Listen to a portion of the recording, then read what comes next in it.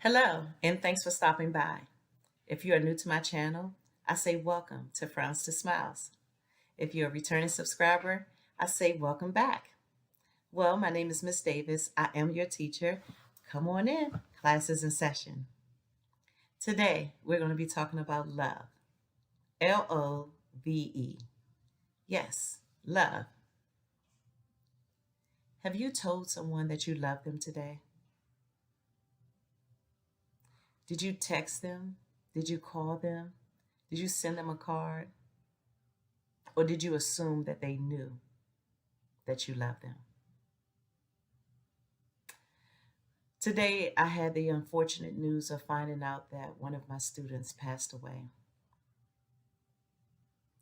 And even as a trained crisis and grief counselor, it was difficult to hear that news, especially because when you want something for students and others, sometimes more than they want it for themselves, it could be a very hard pill to swallow.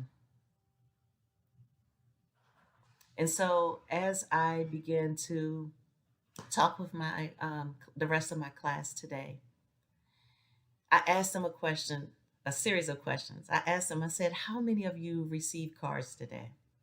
Some hands raised. I said, how many of you received gifts today? A few more hands raised. How many of you received candy today? Some hands may have raised. I said, how many of you gave that to someone? Even fewer hands raised. Then I asked them, how many of you told your parents or your guardians that you loved them before you left home today? Very few hands raised. And I asked them, I said, I want you to pull out your phones right now, and I want you to text your parents and let them know that you love them. And a lot of them were looking and smiling like, oh no, that's embarrassing. No, I want you to tell them that you love them. Send them a text right now. And so many of them did.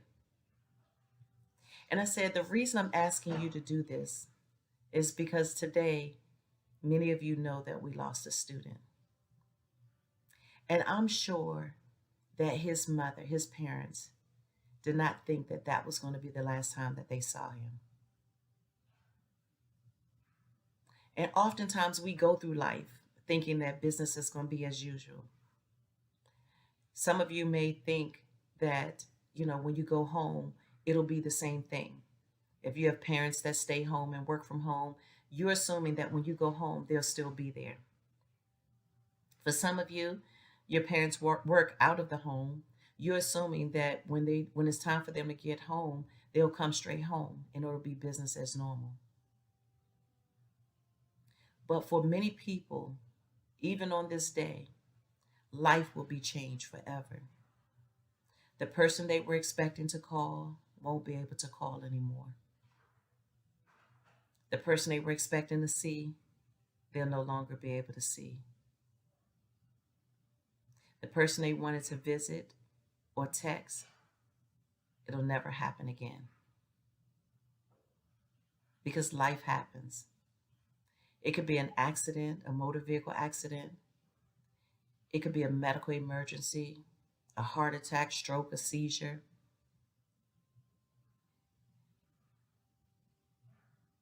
It could be an untimely death. And if you know anything about me, you know I talk about time and how time waits for no one. And we don't know when our time is up. Because if we knew, we would do things differently. If you ask the parent of the student that passed, what would they give to have just 5 more minutes with that child? I'm sure they can tell you a lot of things, but one of the things I'm sure he or she would say is, I love you.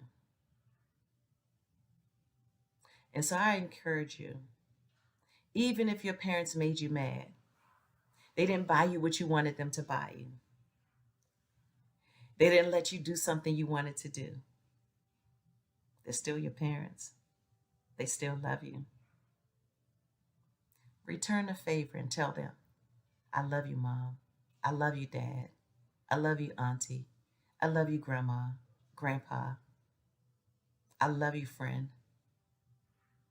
I love you, teacher. I love you, Miss Davis. Because you never know when the last time you will see that person. Time waits for no one. Don't wait until tomorrow to tell someone you love them. Tell them today.